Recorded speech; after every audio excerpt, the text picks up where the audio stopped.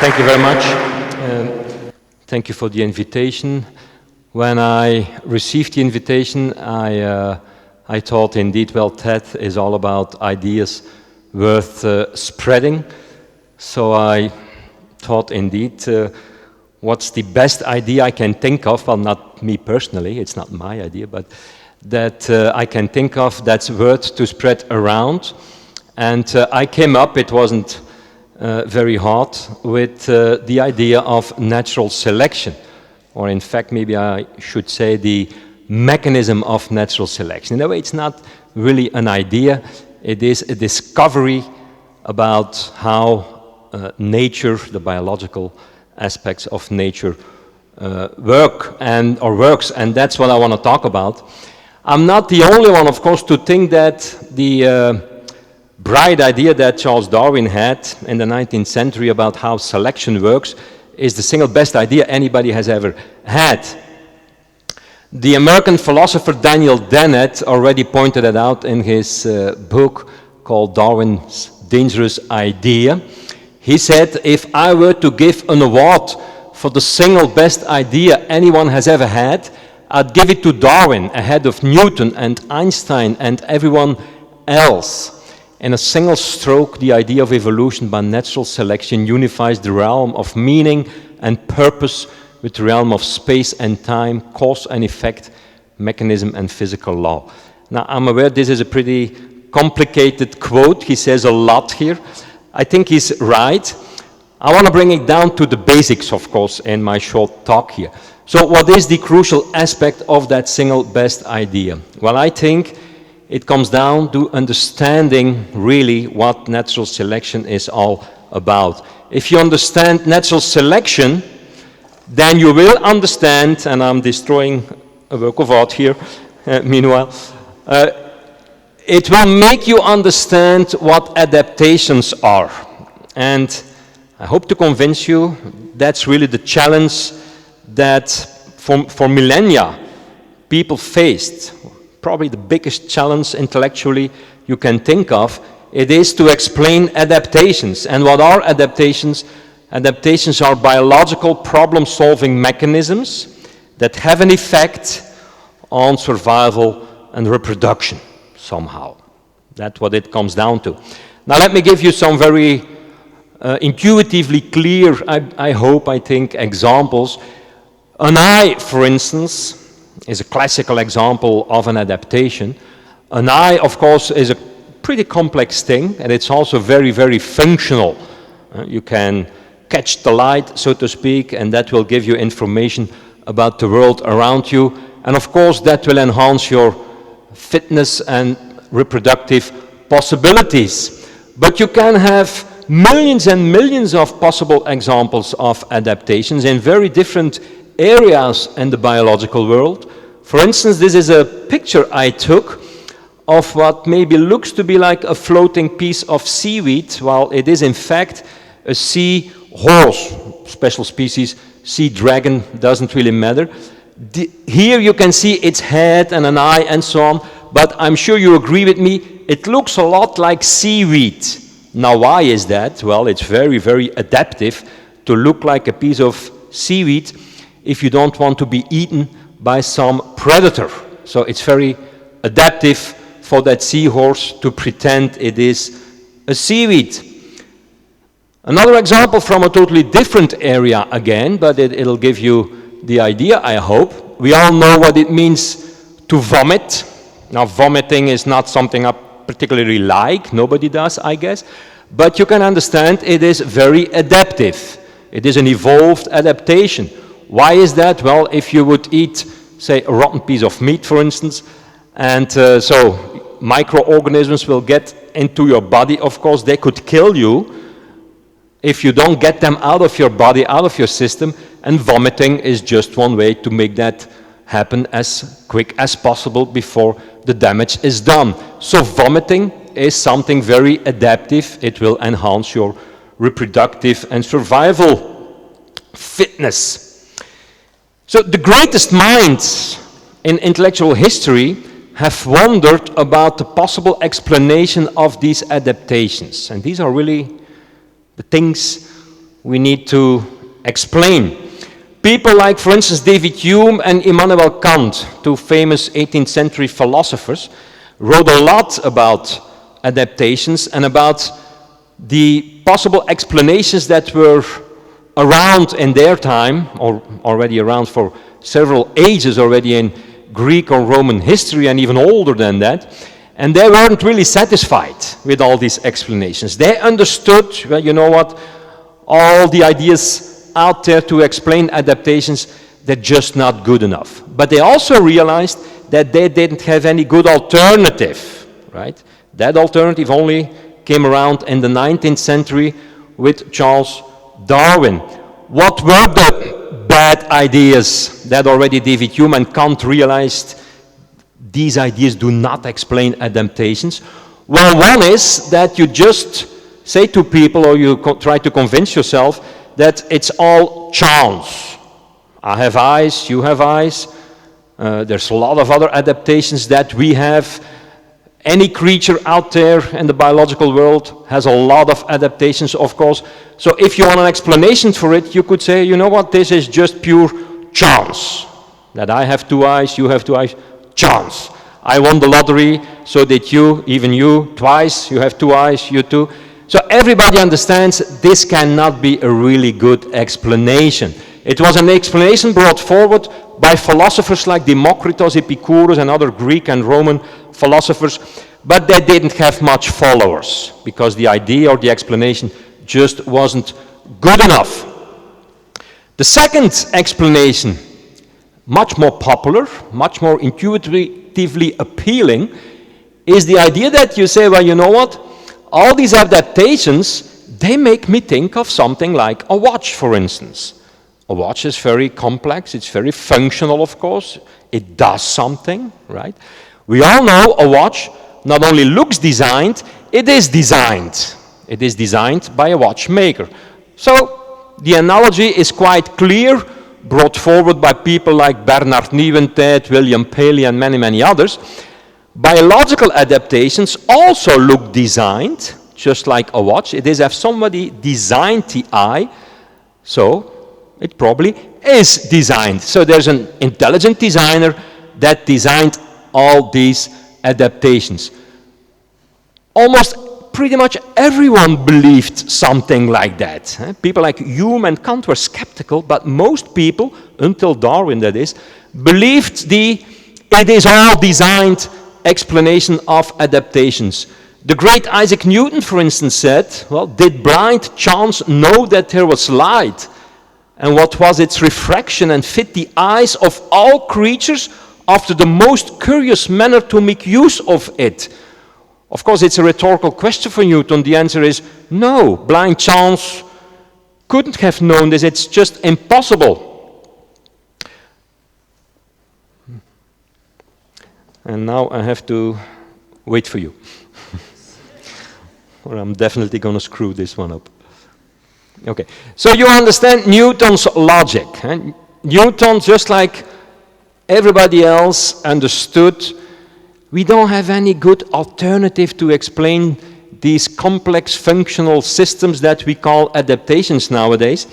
So the design argument must be right. This comes down, in the words of Daniel Dennett again, this comes down to an explanation that says, you know what, if you want to understand adaptations, it's like they hang on skyhooks, and these skyhooks just drop out of the blue sky, and on these skyhooks we have the properties of adaptations. Adaptations are complex, they represent a certain order, they represent a certain aspect of design. So if you want to have an explanation for it, look no further, they come out of the skies, they hang on so-called skyhooks. Everybody understands this is not really a good scientific explanation. So Darwin's great contribution really to science and also to philosophy, and so I think this is the best idea anyone has ever had. It is the idea of natural selection. It gives us a third scientifically sound alternative. Chance is one alternative, design is a second, natural selection is the third, more scientific alternative to explain adaptations. Okay, so I was challenged by Ted to explain this idea, and in one sense it is a very, very simple idea. On the other hand, you also see it took Darwin a long time to really grasp it himself. We only had Darwin in the 19th century, not earlier, and still nowadays many people have lots of misunderstandings about the mechanism of natural selection. So it cannot be that simple either. In a way it is simple. On the other hand, it also explains a lot. Remember the quote by Dennett, it's about meaning and order and complexity and function and many other things. So there's a very deep thinking in it as a way. So I was challenged to explain this in the rest of my talk. Now I'm going to make use of very simple drawings, and they're all made by a colleague of mine, Dr. Helen de Cruz, cognitive scientist and philosopher, and we talked about this, how to bring forward, how to explain the idea of natural selection. And she came up with these drawings. So please follow the logic here. I put it forward in an abstract way, of course, but we're dealing with the logic of natural selection here.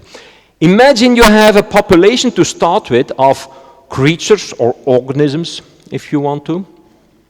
And all of them have spikes in one way or another, as you can see, right?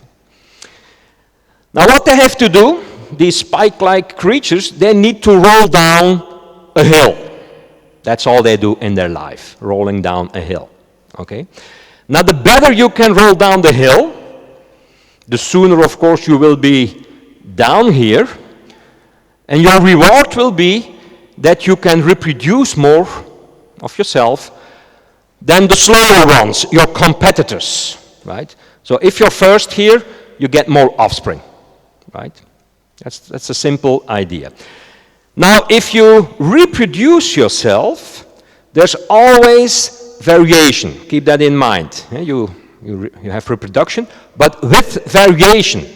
So what we're going to have in the next generation, so to speak, the creatures here who were better adapted to rolling down the hill, that's what they need to do, that's all they need to do, have more offspring with variation.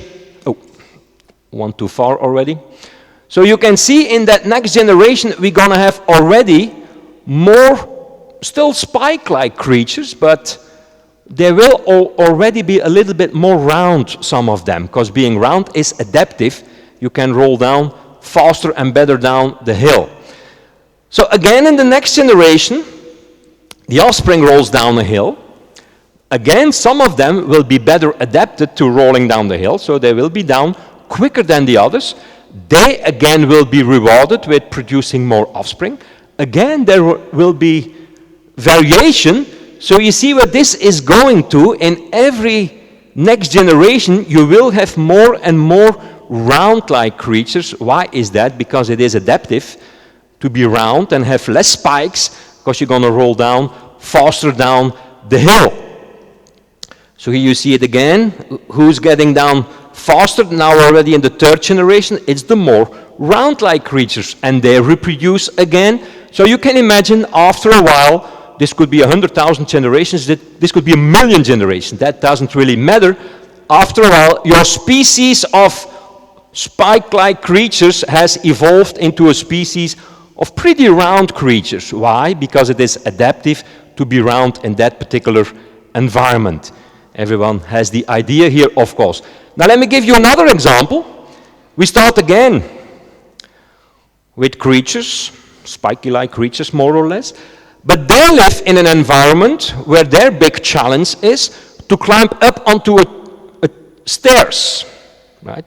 Now you understand, if you're round, it's harder to go up stairs than when you have spikes, because with spikes you can, you can get better up, so to speak. So the same logic applies here. Those who are faster up the stairs will have more offspring with variation. Some of them will have more spikes, spikes that are better adapted to climb up the stairs. We're already in the second generation here. These again have more offspring than the competitors who don't get up the stairs as fast as the other ones. So this goes into the direction of the evolution of more spiky-like creatures who are always better adapted to climb up the stairs. So you see my point here, you can start with very similar organisms, but depending on the environment, depending on variation and selection, some of them evolve into round creatures, others in a different environment evolve into spiky-like creatures more and more.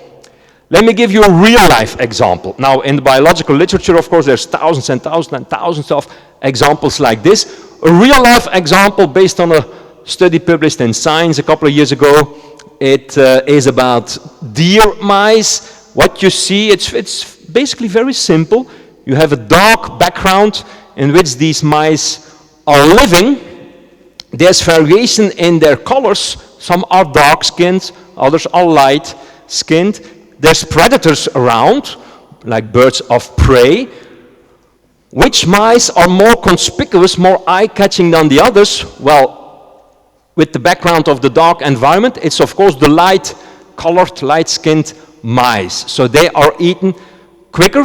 So you can understand, after a while, what you will see is most mice will have a dark skin. You understand the logic by now. Now what happened in that particular environment in real life is that the environment itself changed.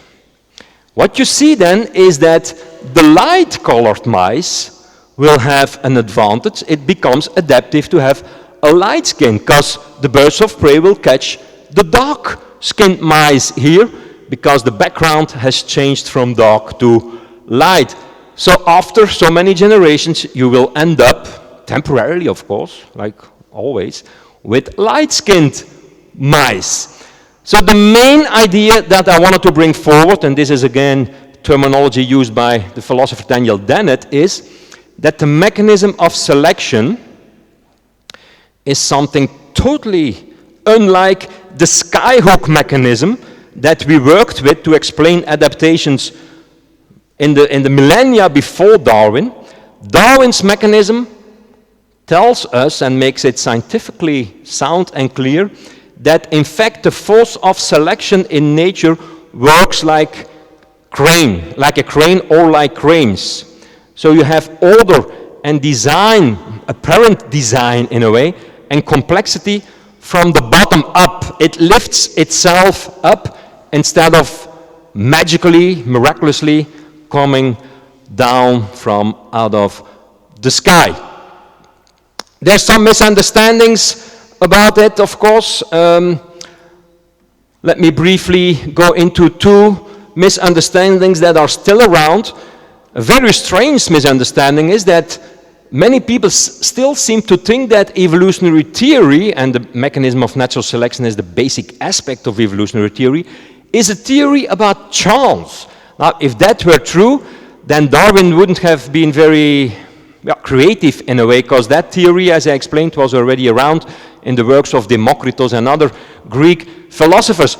But sometimes you still hear a metaphor, as it were, or a criticism of evolutionary theory like this. People say evolutionary theory is just like, imagine there's a junkyard and out comes a tornado and next thing you know you have a plane. The tornado made the plane in a split second out of the junk. If this were true, then the theory of evolution, of course, wouldn't be very scientifically interesting. So this is an absolute misunderstanding, and I hope to have made you clear why this is a misunderstanding. So you have to recall my explanation of the spike-like and round-like creatures. It's a very different explanation than this. In a deep sense, the mechanism of natural selection is the opposite of chance. It's not by chance that we have eyes or that my creatures in one system are round and in the other circumstances spiky and so on. It's the opposite of chance in a way. And another misunderstanding goes like this. People say, well, if evolution happens with the mechanism of selection, wouldn't it be the case then that somewhere halfway, so to speak, you would have birds with half wings? Only 50% of the wing is there some million years ago, say, or half an eye, half a kidney, and so on, or 20% or 60%, and so on. So Wings that are only there for 50%, they're useless, the birds are going to fall down, it's not adaptive, it's not functional, and so on. So there goes the theory. If I made myself clear, again, you can understand why this is wrong. Because I'm not sure that I made myself clear, I'll explain it to you. The idea, of course, is that in every step along the evolutionary road, so to speak, remember again, think about my spike-like and round-like creatures. In every step, you will have creatures that have adaptations good enough for the environment they live in, good enough to arrive there first, whatever that means, and to survive and reproduce themselves. Put in other words, if you ever hear the question, what good is half an eye? You can also answer, well, it's about half as good as a full eye. Half an eye is still much better than having nothing at all, of course. Even a so-called 1% eye is still much better than a 0 eye, right? It can make the difference between being dead or being alive, reproduce yourself or not reproduce yourself. So that was it. Thanks again to Dr. Helen de Cruz for her drawings and to my colleagues of the research group, The Moral Brain, and thank you. Thank you very much. Stick with us.